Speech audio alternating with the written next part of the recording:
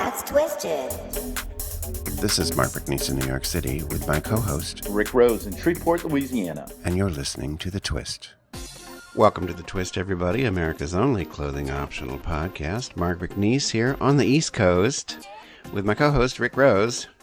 Here in Shreveport, Louisiana, just a day off from being in Madison, Wisconsin, but I'm still here. I fly out tomorrow. Good morning, everyone. Good afternoon, good evening, whenever you're listening to us. Is there a coast there? So, like, if I'm on the East Coast, you're on the what coast are you on? Well, no, the Gulf I'm in a Coast. southern state. Yeah, from the Gulf Coast, I like it, even though I'm 5 hours north of the coast. Sounds good, though. I like it. It does. I like it. It's got that coast, that double coast thing. Now, before we get started, let's do our brought bys. We're brought to you this month by retirefabulously.com, founded and run by Dave Hughes there. I've been loving his columns for a couple years now, 2 or 3 years. And he's now a blogger for U.S. News and World Report. And he's just got the best advice for retirement, whether you're retired or you're going to retire or you're somewhere in between. It's just all kinds of stuff like lists, how talking to your spouse about retirement, what happens when one of you is retired and one of you works, which is where Frank and I are right now, because Frank doesn't have to work. It doesn't mean he never will again, but he doesn't have to. But I, on the other hand, am now a cashier at the Giant. I'm so happy, Rick. Last week was my first week. I loved it. Anyways, check out retirefabulously.com for everything you need to know or don't even know you need to know about retiring. That's cool. It's also bought by shrevearts.org. That's SHREVE, arts.org. Shreve is short for Shreveport. That's the Shreveport Regional Arts Council, everyone. It's here in Northwest Louisiana to support the arts, to encourage the arts. Coming up at the end of the month is their big Art Break, the largest student arts festival in the South. It's a celebration of the creativity that flourishes in our children, happening at the end of the month. Mark, I also found out that they have a cakewalk at this event. I think they give out 100 cakes over the week. And do you remember cakewalks? I was talking to some friends about them last night, and they said, oh, yeah, Art Break does cakewalks. I don't remember them, but I know that I wonder if that's where that expression comes from. That's not a cakewalk. Oh, that's nothing simple. Yeah, a cakewalk is like musical chairs, folks. You have numbers, and you walk around, and then the music stops, and whatever number you're on, that might be the number that they pick to show that it's attached to a cake, and off you go. Pretty cool. No, I'm glad you brought that up because would never have thought about that. Because there is that expression. Phrase, huh? It's an old expression. I ain't a cakewalk, Mark. Yeah, or like running the country is not a cakewalk, that kind of thing. Although this, for our current president, it appears to be. Now, I thought before we launch into the show, we just give folks a really special sneak behind-the-scenes look at the Twist podcast to check out the green room. That's cool because we end the show with a quote. My quote involves something green. So this is like perfect. It's serendipitous, Mark, because I didn't know you were going to give a little tour. What's up? I didn't know I was either, but then our cameraman Bobby threw it out as this morning in our pre-production meeting. And I said, that's fabulous. So Bobby's going to follow us with a camera. I love it. And we're going to go head down the hallway where we've got pictures of all of our guests who've been on, signed, most of them. I mean, there were some, but I couldn't bring myself to sell them. Oh, look who that is. That's awesome. Beautiful. Reverend Troy Perry. Yes. I love that man. And there's, anyways, we've interviewed lots of people over the years, and we've got all their pictures up on the walls. And then in the back room that's actually green, it really is green, that's where we have the bagel cart. And we got a Keurig machine with a Q, because we're queer. Very nice. Yeah. And it's just very, very comfy back there. We don't serve alcohol, just because it's not, I don't drink, and we don't want people in the air under the influence. I agree. And I love all the little touches that you've added over the years. Well, thanks. I mean, if we were on the Gulf Coast, of course, the green room would be nothing but a big old bar, but that's a different tour. I know, because you're like Hoda and Kathy Lee. I'm close to New Orleans. Well, Coda's now a mother, so she has to be responsible. Yeah, she can't. She's got to cut back on the booze. Mm-hmm. And then lastly, I was going to say also, I don't remember what I was going to say. Oh, well. Well, you show me that right there. The intern, we're down to 2 people on the intern decision, which is, and I got to check with you offline about your schedule. So we got to do some Skype. But are they both really good? Is they very good at what they do? Amazing. They're amazing. Good.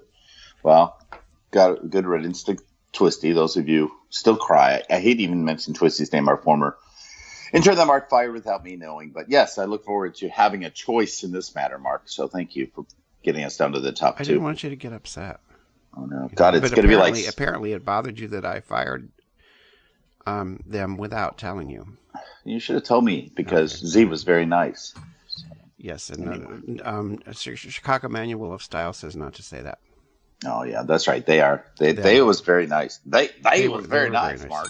They was. Okay. Are you ready for the show? Redlines. Time. Yes, and by the way, everybody, Rick, too, check out, because I sent you the new sting. We got a new sting for the Weekly Readlines. Here we go. The Weekly Readlines. There it is. It's fabulous. I loved it. I don't know if I left enough time there. It doesn't matter. But I'm ready when you are. Sounds good. And you did let me have a preview of it. You're really being inclusive of me making some decisions for the show, which I appreciate. Well, we're co-hosts, you know. We are. We do this together. We split the revenue. Well, Shrek pays us so much, and I know your friend does too, for sponsoring. So absolutely. Cool. Take you out for a cup of coffee in 2 months. Yep. You go, Marky. Here we go with the red lines. I wanted to start out with something fun, because headlines, news these days can really get you down. But this is the latest thing on Instagram. It's slime videos. Have you heard about that? Mm-hmm. This winter, in the throes of my season... Oh, this is somebody writing about it. They fell down an Instagram rabbit hole and discovered that slime videos are all the rage. And it's slime. You make it with water plus strange sequins and Elmer's glue and borax and all the stuff that goes into that. I guess a lot of young people are doing it, maybe kids, I don't know. I haven't seen one. I haven't really gone looking for them. But it's the big thing now. It's all these slime videos. They're very, very popular. They're trending. Go on Instagram, check it out. Speaking of trending, this was the headline in the Washington Post this week. Weed yoga, naked yoga, yoga with goats. Have we reached peak namaste? The article goes on to say, we have too much yoga going on. There's yoga with beer. There's bold and naked yoga in Manhattan. Goes well with our show, being clothing optional. And then they talked about all the different animals involved in various yogas. There's yoga with horses, yoga with dogs. They call it dogga yoga. Yoga with bunnies, not just seasonal. Yoga with cats. You might enjoy that, Mark. But anyway, this story is great, and I love the headline. Are we yogaed out, folks? Is there too much yoga? Well, I would think I did yoga a couple times, and I liked doing it, but I never could stick to it. It's not easy to do, and it is ubiquitous. It's like enough already. I'm making a note here for sound effects. Well, do that. Hip-hop yoga, snowga, which is yoga with snowshoes. Keep making the notes, It wasn't so much, it was just like, heat yoga and regular yoga. But yeah, namaste, folks. Enough's enough. Married LGBT older adults are healthy and happier than singles. Now, I've got to preface this because I have lots of single friends, older friends especially, who don't like hearing this kind of thing. And it's okay. It's all right. If you're single, your life is full and perfect. You don't need anybody. But anyways, and this has been, studies have shown this with heterosexual couples for a long time, that they're just happier and healthier than singles as they get old. And a new study, and the reason, because Frank was like, well, that we already knew that. But this was specifically a study of same-sex couples, elderly same-sex couples, and found that they are healthier, they do live longer, and they're just in better shape. And that's, that's good to know. But also, again, if you're not married, don't worry about it. This is not a comment on your state as a single person.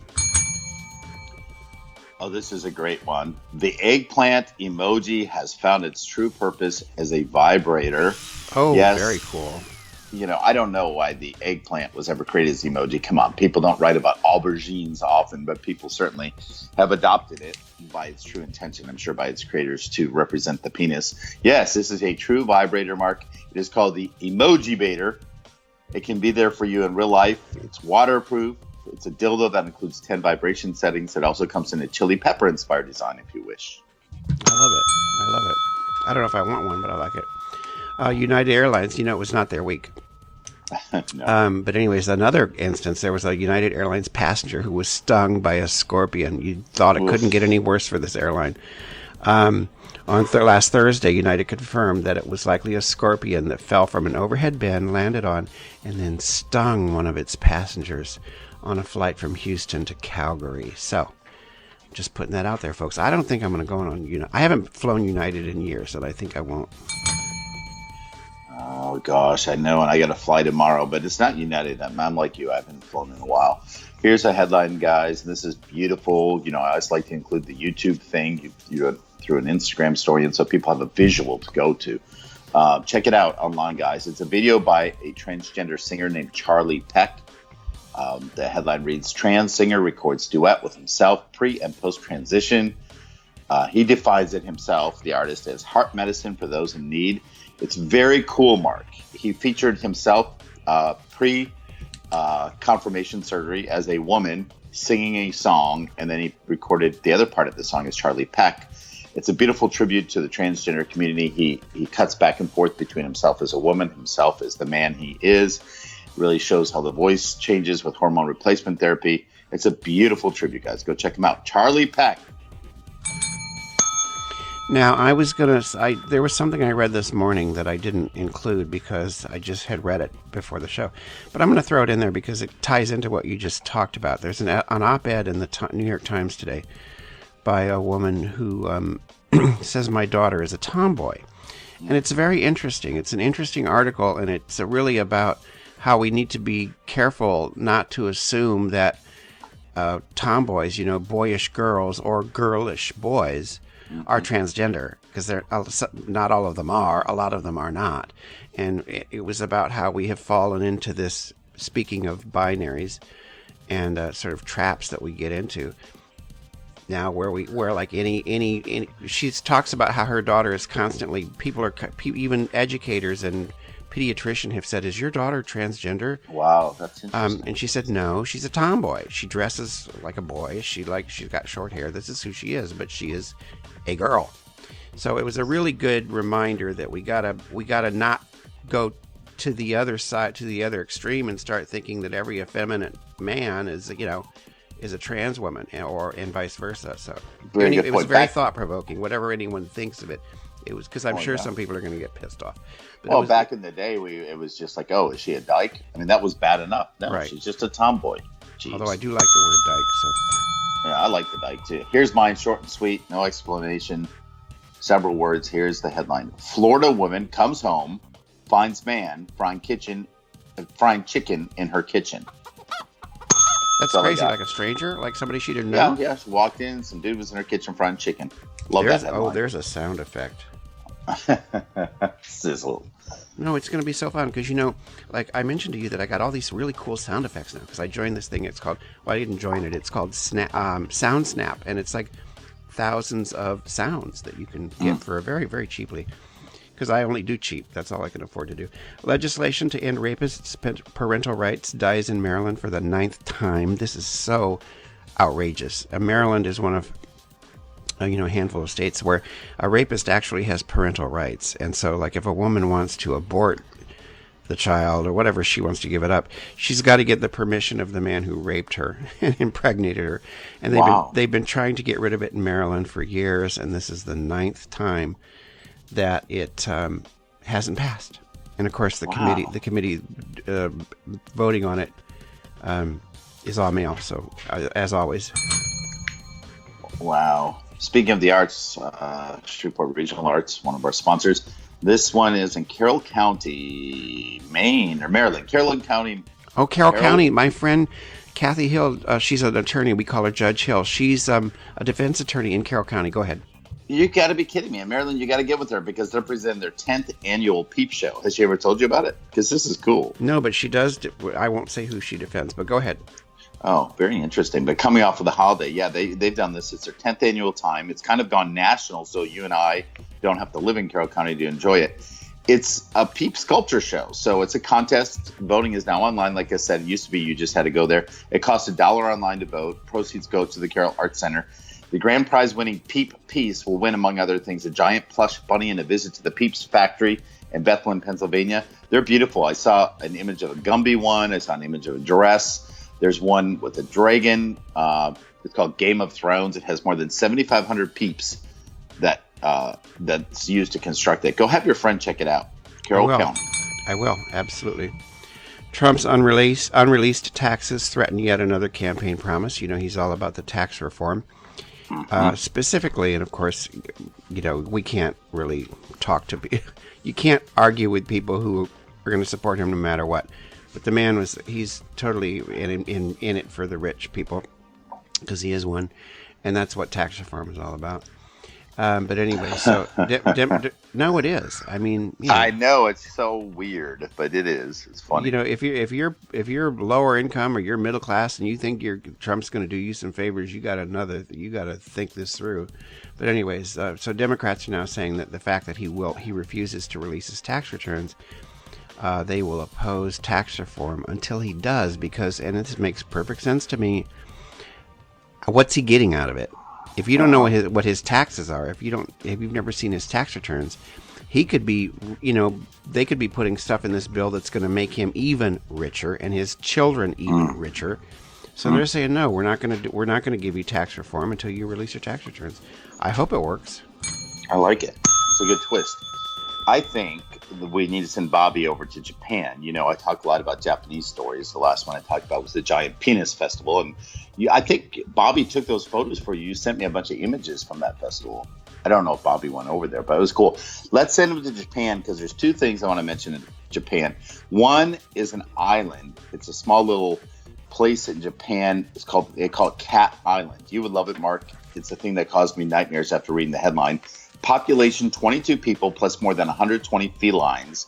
It's a community called Aoshima. Shima stands for island, so it's Ao Island in Japan.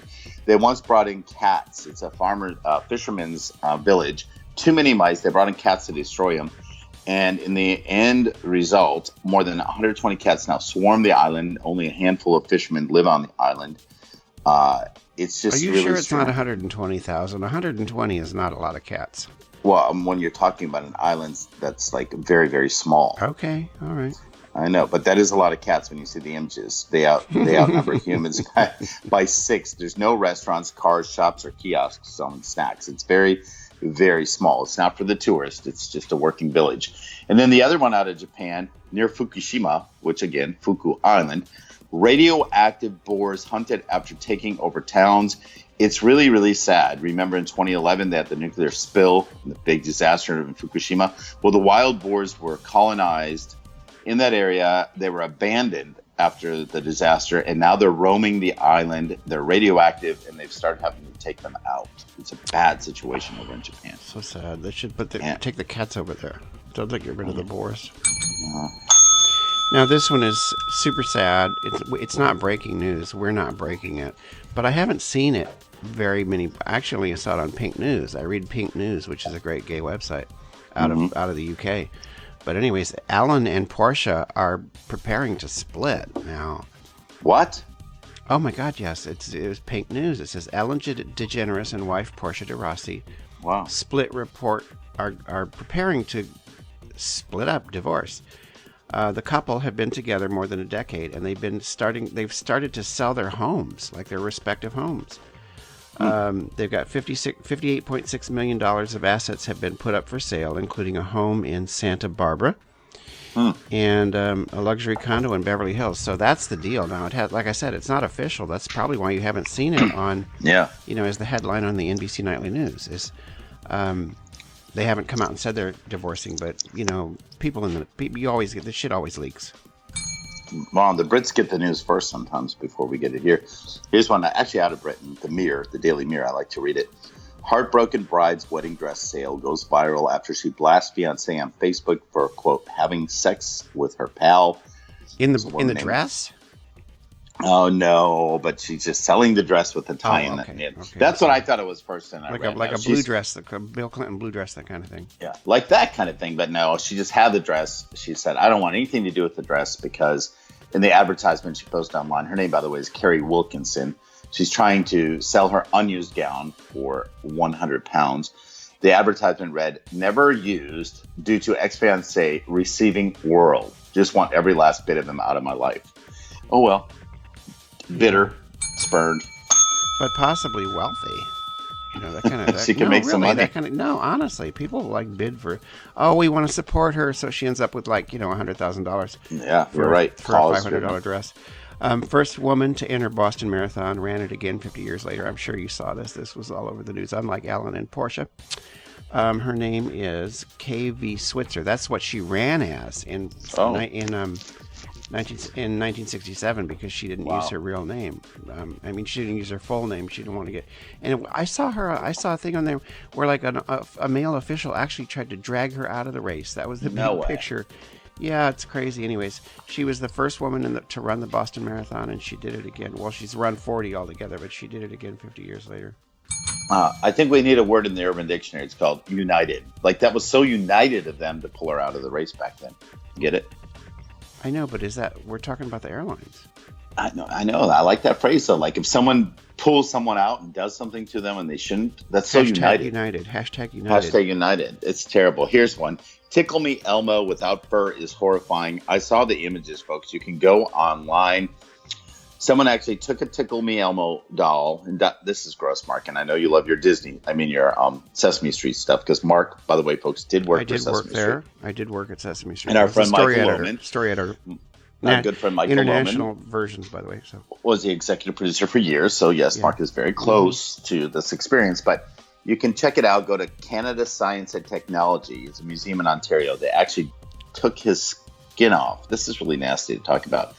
And it's really, really, really terrifying. You can watch the entire video on their Twitter page. And Mark, you got to check it out. It's just odd. now it's like skinning a person. I can't It's deal with nasty. it. Oh, I gotta go. United employees speaking. Here we go again, Rick. It's United. It's Hashtag. well, no, but it's like a parallel universe where you think something and then I finish the thought. United employees can no longer displace boarded passengers. Now, I didn't realize they could, and I don't know if that many people paid attention to that whole United story where the guy was dragged off the plane. But what happened was one of the staff, United, workers, was going to get on the plane, and so they dragged this paying passenger off so the United guy, person or woman, whoever it was, could get on the plane. And so United revised their things. Now it has to be their staff can only get a seat 60 minutes before the flight. But anyways, I read that and I thought, that's outrageous. I'm a paying customer. If you're a crew member, a flight attendant, and you want to go home for the weekend or something, whatever it is, why in the hell do you get to bump me when I paid for this seat? Absolutely not. It's ridiculous. Stop it. I got one final one. I like my stories about beer. Last week we went off and talked about your family member starting a brewery. I love it. This one ties in with the news, of course. If politics have you feeling down, grab a fake news ale. It's out of Canada. It's actually called Fake News. You can see the images online.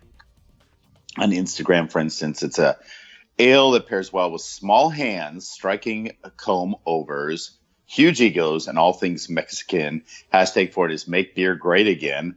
It's true, guys. 5% of the sales, which they estimate to be 20 to 25% of the beer's profits, will help reverse a questionable policy.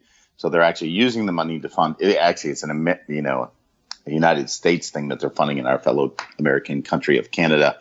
If you have a problem with Canadian policies, this brewery with this beer will help fund reversing that policy. Very interesting. Yeah. Fake News Ale. That was funny. Now, because I threw in that extra one about the op-ed today, I know we were both doing 10, but I got two left. I'm going to do them real quick, though. One is Nevada becomes the first state to install syringe vending machines, which I think is awesome. Awesome. Yeah, they're going to dispense clean needles in order to fight rising heroin and HIV rates in the state. They'll be available to clients of Track B Exchange. But anyway, so they're not going to be like, you can't just walk up to a vending machine in the airport and buy a syringe. But anyways, it's going to be regulated, obviously. But I think that's awesome that they're going to do that. And then my last one is another piece called Why Don't All Jobs Matter? Now, I like Paul Krugman. He's a columnist for the New York Times, financial guy. Sometimes I don't. I'm not always crazy about it. But anyways, he had a really nice piece a couple days ago. We hear about the coal miners' jobs, and we hear about what are the other auto workers, but mostly coal miners and this all the crap. But anyways, tens of thousands of people who work in retail, which is me now that I'm a cashier in a grocery store, are being laid off. They're losing their jobs, whether it's Macy's or Kohl's or Penny's, whatever. And like Americans don't give a shit. Like, where's the president who's always ragging about, going on about the coal miners' jobs, like he gives a crap about coal miners, but there's no outcry about all of these tens of thousands of jobs being lost in the retail sector. And the article, Paul Krugman basically kind of says, well, it's because coal miners fit that sort of, it's like our obsession with cowboys. Coal miners, they're white. Excuse me. Number one, they're white. And then they got the coal on their faces and all this other crap. And there's like a handful of them. But you go to retailers and we're everywhere. Everywhere we go, there's people working in retail.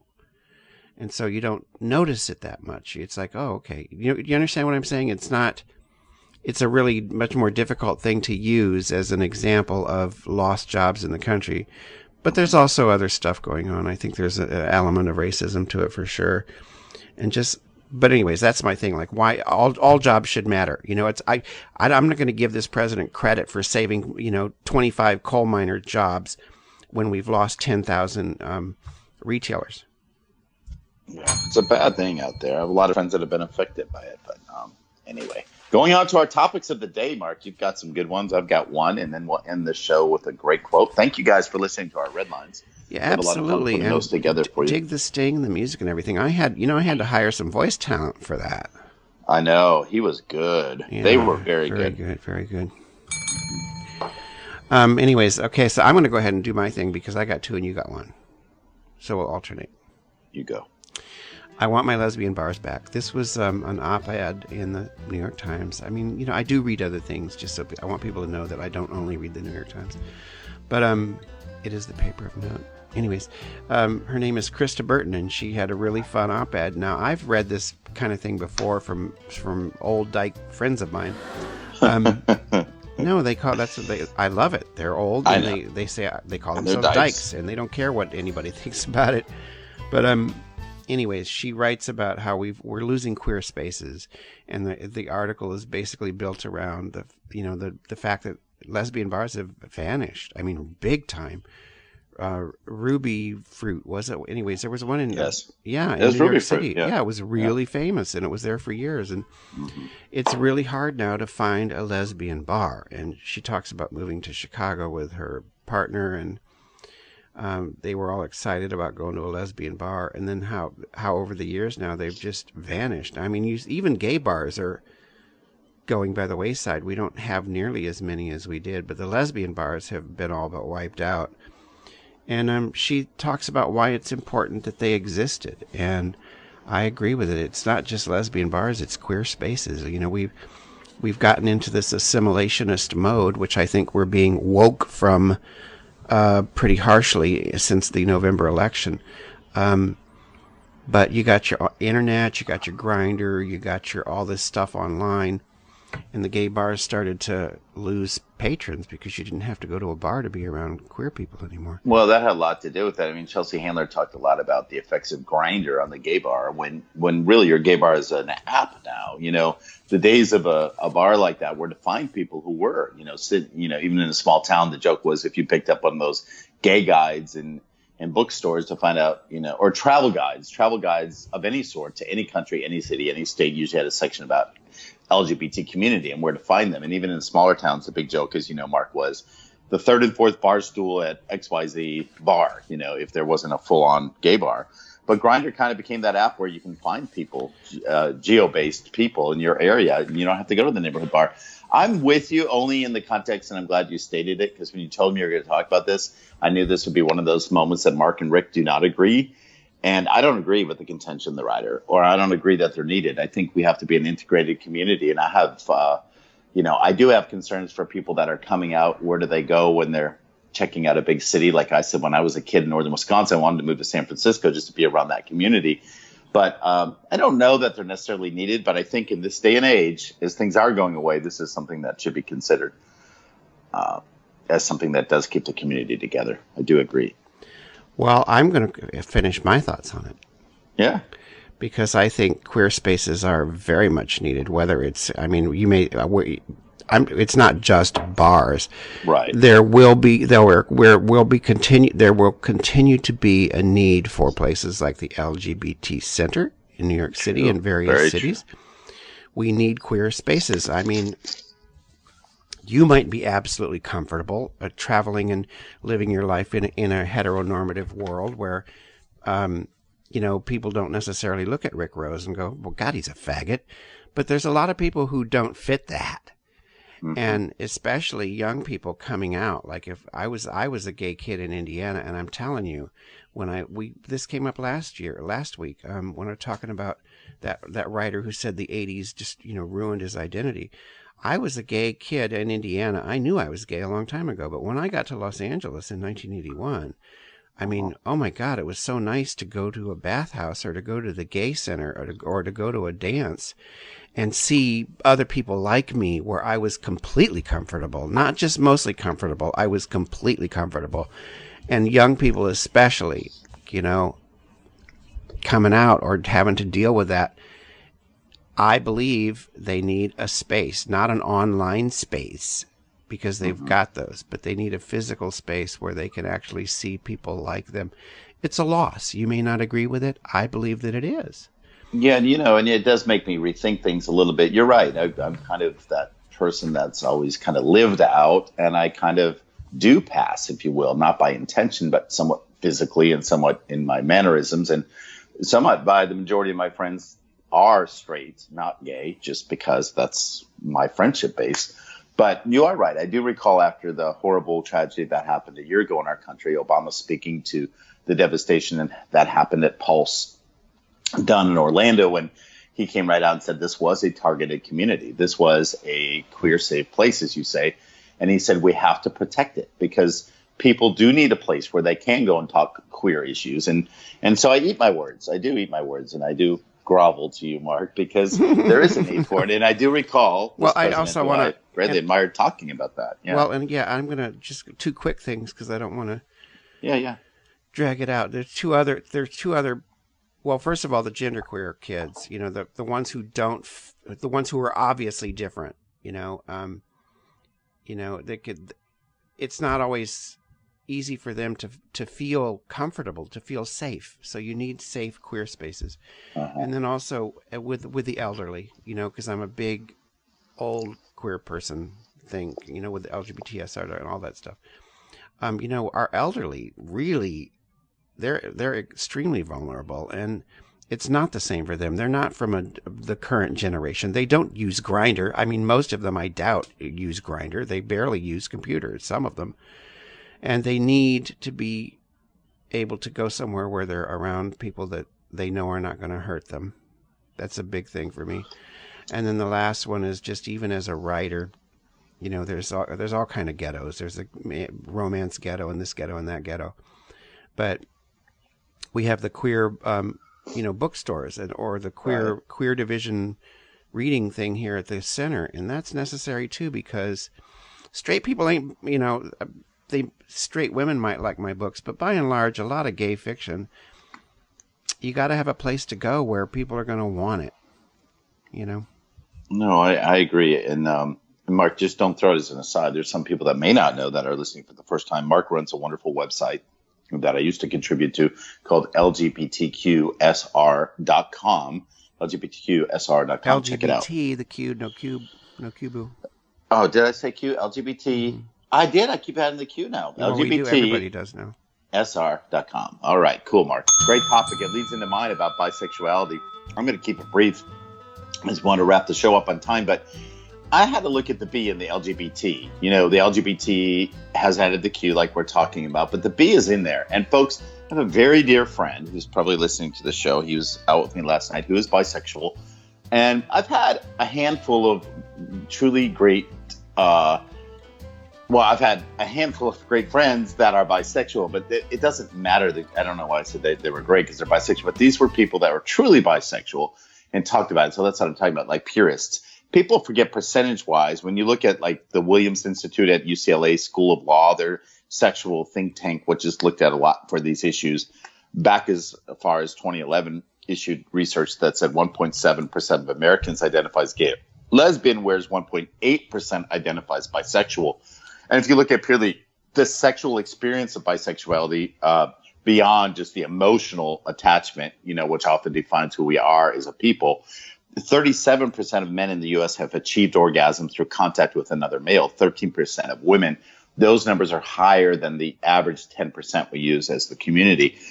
So I had to really look at that, Mark. What does it mean to be bisexual? And I think we as a people, especially within our own LGBTQ community, look at bisexuals as those people who want it both ways, or those people who are undecided, or those people who came out later in life. Thinking of a dear friend of mine that was with a man, raised 2 kids, divorced 20 years later, and now is a woman. Think of another friend who's dating a woman, and we're all like, be cautious of her because she's got 4 grown people. She was with a man all those years. Or my friend that really understands gender binary issues, but still is torn when it comes to his first gay experience, which he hasn't had as it relates to sexuality, because he assumes, and last night was a really interesting conversation, Mark, that he assumes he's scared because the guy he's interested in that he kissed and now wants to maybe have full-on sex is a top. But my friend's also, my bisexual friend is a top, and he's terrified of it. And we had to go on and say, and I was a little judging. I'm like, you get the binary thing. It's true with sexuality, too. Go with the flow. People don't always define themselves that way, although often in our community, people assume gays are either top or bottom. Anyway, it's an interesting thing, folks. Look at it. And when you look at the leaders, you talked about Troy Perry when we did a little tour before, one of the founders of the Los Angeles Pride March. But the very first Pride March was started by a bisexual woman. The first student group on campuses for LGBT community was started by a bisexual man. The first March on Washington was co-founded by a bisexual man. And I don't think we bring enough attention. When's the last time you saw a true bisexual character on television or in a movie and really explored what that meant? So anyway, Mark, I'm just throwing it out there that I'm really kind of coming to terms and understanding better what it means to be bisexual. Yes, and I think, it's interesting because I've gotten so educated and informed and experienced with trans issues and the whole trans reality. But the bisexuality is still, I think, a lot of people they don't go there. They leave it alone. They don't want to know about it. And there's always been a level of contempt that really bothers me, especially with gay men.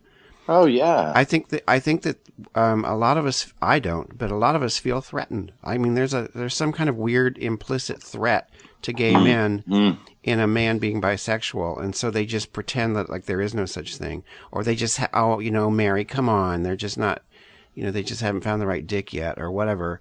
And anyways, it's we got to get past that, because you're absolutely right, and they're like an invisible population within our population.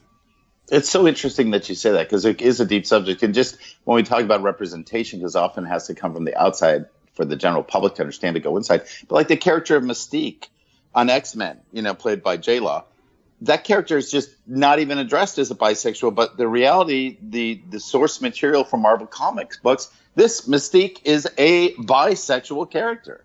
But yet they weren't bold enough in the movie to make her bisexual. So enough of my bisexual talk, and I appreciate your words on it too, Mark. Thank you.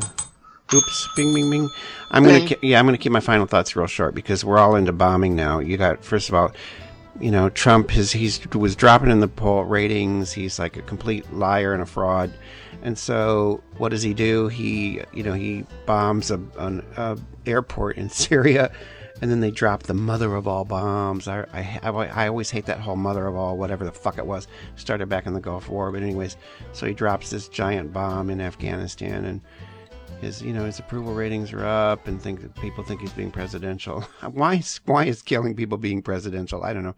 Obama did it with drones. He was a murderer too. I mean, that's one thing about Democrats, at least with me, and although I'm not a registered Democrat anymore, we're honest. Like, if Obama killed people with drones, we call our people on their shit, and Republicans, I think, don't do that nearly enough. But anyways, my whole thing is like, and it goes back throughout history. It's not, germane to this moment. Caesar, back in Rome and Greece and all of that. War was always war was an aphrodisiac, and it got the nation's dick up. Like this, our collective penis just stood right up whenever we attacked people. And it still does. And that's my final thought, is that I wish the human race could get past that. There are certainly cultures, they're not Western cultures, I don't think, but there are cultures that just aren't into that. I don't think the Germans are into that anymore, because they watched their country be almost destroyed. at the end of World War II. They're not into this. They're not into this weaponry shit. But Americans sure are, and it changed the subject. We're not talking about Russia for the moment. And it's just sad. It's just sad. I think the species is going to kill itself eventually. And maybe that's not such a bad thing, but I hope it's not with bombs. I love those thoughts. I'm going to leave them at that because they speak volumes. War is not the answer. And it's become this political machination and whatever. Final thought, final quotes, Mark. I was thinking about haikus, and I'm going to read 3 haikus because haikus, of course, are written in a certain style and they're very short. Do you like haikus, Mark? Because I'm a huge haiku fan. I do. I can't write them, but I like them. They're very different. They're very difficult. Of course, having lived in Japan, we kind of studied them. But here's 3 short ones. One, like I said, kind of address. And it's like you said, it's all serendipity. Mark and I don't spend a lot of time planning the show, and often the subjects. Shh, don't tell anyone. Okay, you're right. We spend hours on this show. This one ties in with the Green Room tour earlier. And here it is. Avoid rabbit trails in the green room of your mind. Follow paths of peace. Isn't that beautiful? Did you write that? No, these are ones I'm reading. The green room thing is like, oh my God, how serendipitous. I know. Avoid rabbit trails in the green room of your mind. Follow paths of peace. I love it. This one I love too. This one's by Michael McClintock. Do they dream? The fish pond, deep under snow. Oh, I like Love that that too. one. And then last one in honor of spring. April winds soften, lilac buds bring hope and peace. Rain, oh rain so sweet. Sun softly shimmers. Cardinal friend sings his song. Yellow daffodils. Sand softens to life. Ocean breeze upon me warm. Nature's baby's born. That's not a haiku. I know, but I like it. I was going to say, because that's like 35 syllables or something. That's not. Well, it's 3 haikus put together. Okay. Like well, I like it. They were lovely, and they just made me feel good to end the show. Good.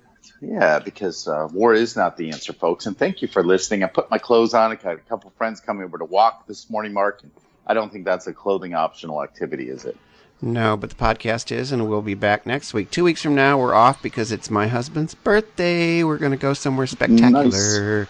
But we'll be back next week. Does he not know where you're taking him? No, it's a secret. That's why I'm not going to tell you. Awesome. We'll see you guys next week. Thanks for joining us. Thanks, Mark. Have a great day. Bye. Bye.